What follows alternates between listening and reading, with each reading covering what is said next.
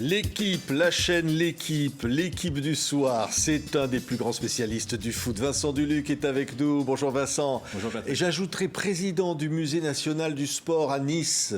Et puis j'ajouterai aussi président de l'Union des journalistes de sport français. Alors voilà. C'est ça les vieux, ils sont présidents. C'est ça les vieux. Mais c'est surtout cette une de l'équipe qu'on voit derrière. C'est un coup de tonnerre, cette annonce. C'était inattendu que Deschamps annonce qu'il va quitter les Bleus là. En fait, c'est un rebondissement qui était un peu attendu quand même, parce qu'on s'imaginait qu'il n'allait pas poursuivre au-delà de la Coupe du Monde 2026. Mais on n'imaginait pas qu'il l'annonce à ce moment-là. Donc effectivement, c'est un rebondissement du feuilleton à un moment qu'on n'attendait pas, c'est vrai. Oui, alors il l'annonce au moment, parce qu'il est parrain des pièces jaunes, aux côtés de Brigitte Macron. Et voilà, mais vous le saviez. Alors, il y avait trois médias de presse écrite qui étaient effectivement un petit peu au courant quelques heures avant. Il y a eu un embargo, voilà, ce sont des choses tout à fait classiques qui arrivent. Mais on ne le savait pas depuis si longtemps que ça. Enfin voilà, c'est des choses qui étaient un peu dans l'air, c'était une rumeur quand même persistante. La réalité, c'est qu'il a quand même choisi un moment neutre de l'année internationale, enfin, par rapport à l'actualité de l'équipe de France, pour l'annoncer, assez loin des derniers rendez-vous de novembre, assez loin des prochains rendez-vous de mars, pour permettre à tout le monde de digérer un peu l'information, d'imaginer ce que ça sera après, de parler des successeurs possibles, pour arriver au mois de mars, au moment des phases finales de la Ligue des Nations, on va dire à un moment apaisé de ce feuilleton. Oui, mais ça veut dire quoi? Ça veut dire qu'il en a marre? Ça veut dire qu'il dit j'ai fait mon temps?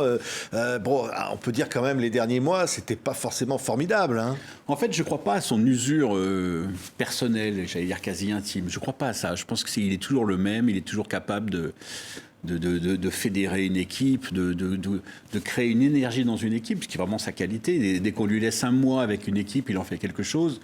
Le problème, c'est que le boulot de sélectionneur, c'est 5 jours par-ci, 6 jours par-là, voilà.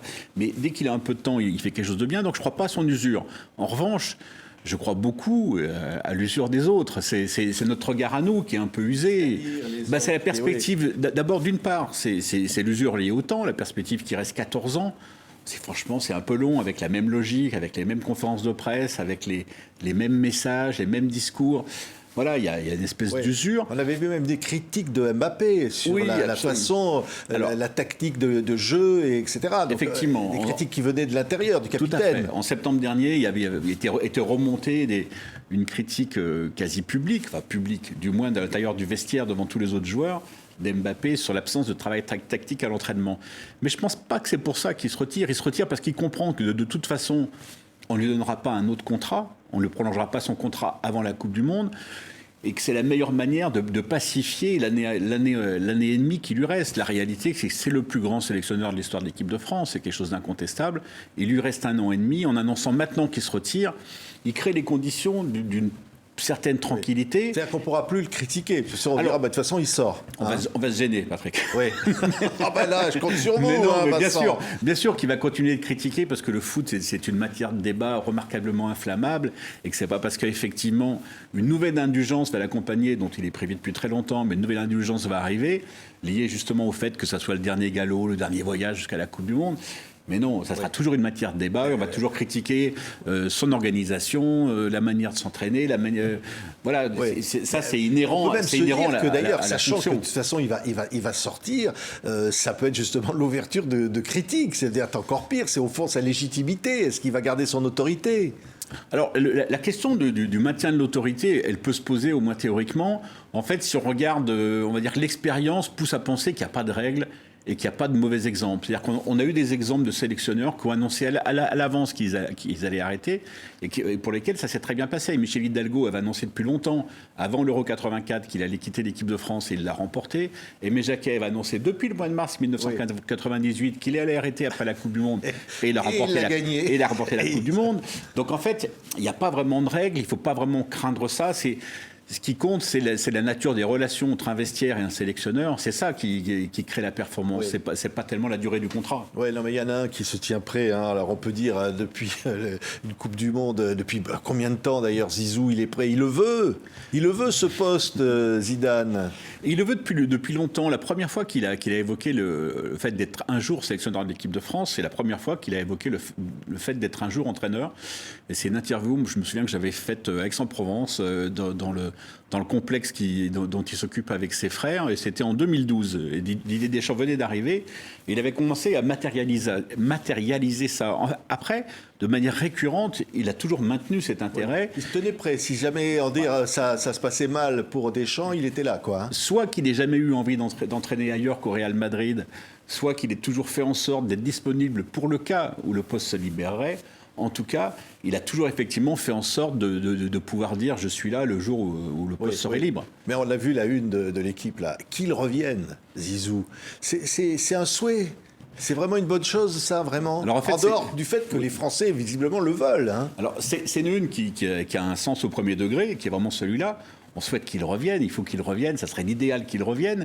Et ça a aussi un sens un tout petit peu caché de deuxième degré, c'est qu'en fait, quand il était revenu en équipe de France comme joueur après sa première retraite au mois d'avril 2006, enfin du moins l'équipe l'avait annoncé, on avait titré « Il revient ».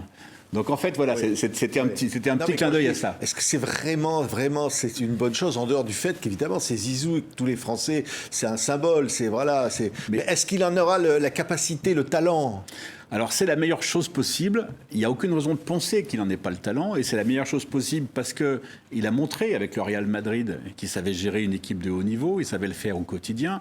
Il n'y a pas de raison que s'il ait su faire au quotidien dans un contexte populaire, médiatique et dirigeant extrêmement, avec beaucoup de pression, il n'arrive pas à le faire en sélection de manière... Beaucoup de pression, Vincent. De Zizou, on attend tout.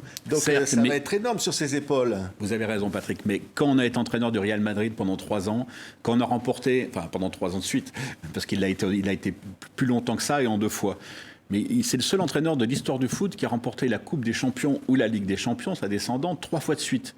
Donc il a réussi quelque chose avec un club que personne n'avait jamais réussi à faire. Donc on peut penser qu'il va parvenir à s'occuper comme il faut de l'équipe de France. D'autre part, il faut dire la réalité. Le football français a besoin d'un électrochoc, a besoin de quelque chose de positif. En fait, depuis l'Euro, il y a un petit décrochage de passion ou d'amour pour l'équipe de France. On le voit bien, tous les sondages le confirment. On s'ennuie un peu parfois pendant certains matchs, il faut le dire. Hein. Oui, on s'est parfois un peu ennuyé. De toute façon, les audiences télé ont été assez faibles. Il y a eu un décrochage depuis l'Euro, hein, une espèce de désamour. Donc il faut veulent une équipe plus offensive, ils veulent un autre jeu. Hein. Ils veulent pouvoir s'identifier aussi facilement et peut-être qu'il y a eu quelques événements qui ont fait qu'ils se sont sentis moins proches de cette équipe. Mais l'autre élément, c'est aussi que le foot en général en France, il y a un décrochage parce que le foot devient invisible depuis qu'il est sur DAZN. En fait, il y a un peu de piratage, très peu d'abonnements, mais la Ligue 1 devient invisible. Donc le foot français a vraiment besoin que quelque chose de neuf arrive. Et paradoxalement, c'est un des grands anciens qui pourrait apporter quelque chose de neuf. Mais qu'est-ce qu'il ferait ? Parce que c'était encore loin, il y a encore une Coupe du Monde en Amérique du Nord, là, mais qu'est-ce qu'il ferait, Zizou ? Qu'est-ce qu'il va apporter de différent, le connaissant bien comme vous, Vincent ? Il fera le même métier que les autres, mais forcément, on va s'attendre à ce qu'il le fasse un peu autrement. On va s'attendre à ce que les conférences de presse ne soient pas les mêmes. On va s'attendre à ce que les entraînements ne soient pas tout à fait les mêmes. On va s'attendre à ce que le jeu soient pas tout à fait les mêmes, et même que ces choix des hommes ne soient pas tout à fait les mêmes. Là, effectivement, on sort d'un modèle qu'on connaît, un modèle remarquable, parce que ce qu'il ne faut pas oublier à l'heure du bilan, c'est que Didier Deschamps, c'est une finale sur 2 dans une grande compétition. Euro et Coupe du Monde, quand même, une sur 2. C'est-à-dire qu'une fois sur 2, il va en finale. Il est allé en finale de l'Euro 2016, en finale de la Coupe du Monde 2018 et en finale de la Coupe du Monde 2022. Donc c'est vraiment une série absolument extraordinaire. D'ailleurs, c'est une des difficultés pour Zinedine Zidane, et c'est peut-être la seule chose qui peut le faire hésiter, parce que c'est compliqué de faire mieux, et même faire aussi bien, ça va être difficile. Oui, bah alors c'est quand même la Coupe du Monde 98, les deux, hein, Deschamps, Zidane, c'est une génération d'or, là, comme ça. Est-ce qu'au fond, on se dit, ça ne peut venir que de là, quoi, hein.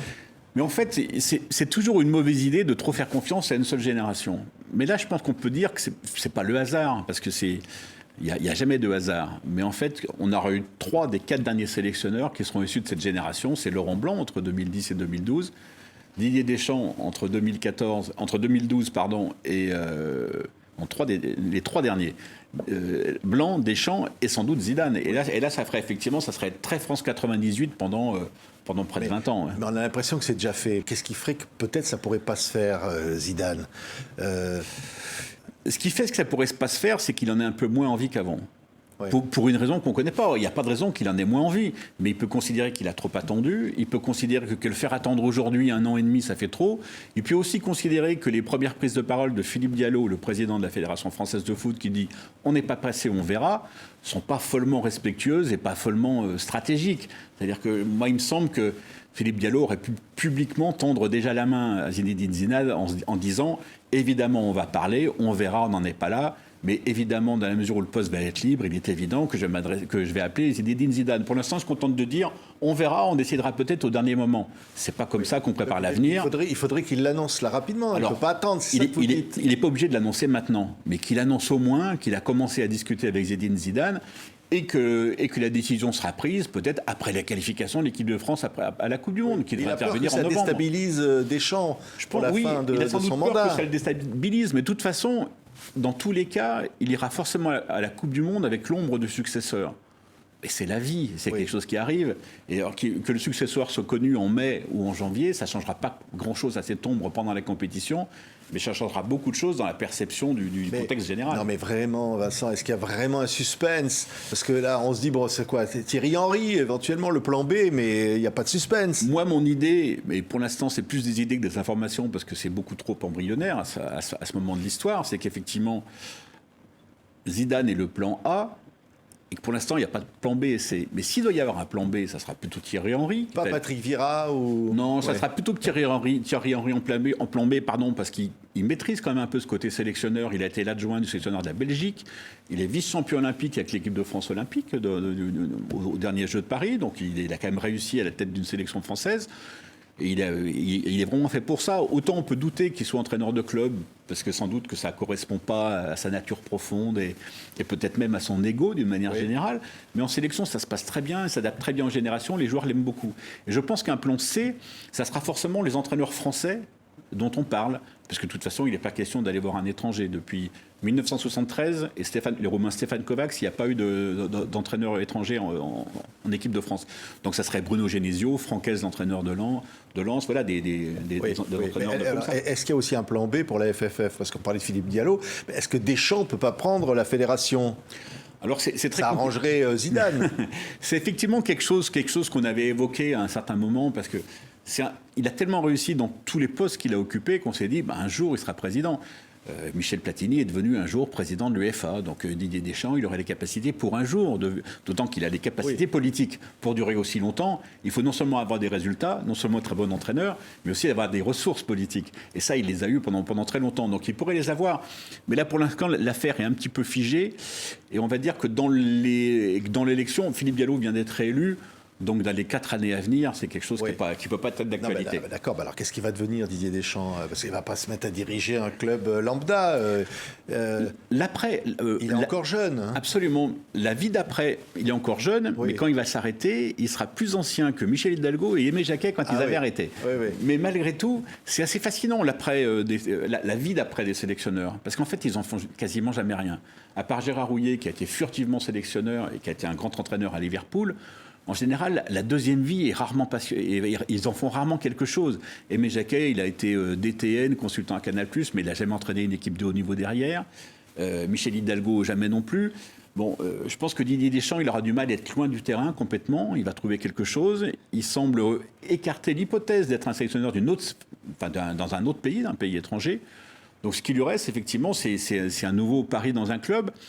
Mais après 14 ans à tête de l'équipe de France et toute la pression qui va avec, il va quand même falloir qu'il parvienne à réunir une énergie sans doute un peu différente pour réinventer la vie d'après. Oui, enfin, on a bien compris le message, Vincent. Diallo doit annoncer dès maintenant que c'est Zidane qui va succéder à Deschamps. Il doit au moins tendre la main. Il faut arrêter c'est un faux suspense, c'est de la rigolade. Il ne doit pas faire passer le message que Zidane sera traité comme les autres. Comme n'importe quel autre candidat. Zidane, il ne peut pas être traité comme n'importe quel autre candidat. On ne peut pas lui dire, pour l'instant, on ne peut rien vous dire, revenez nous voir dans 1 an et demi. Ce n'est pas possible, on ne peut pas faire ça, Zidane. Oui, et puis les Français l'attendent.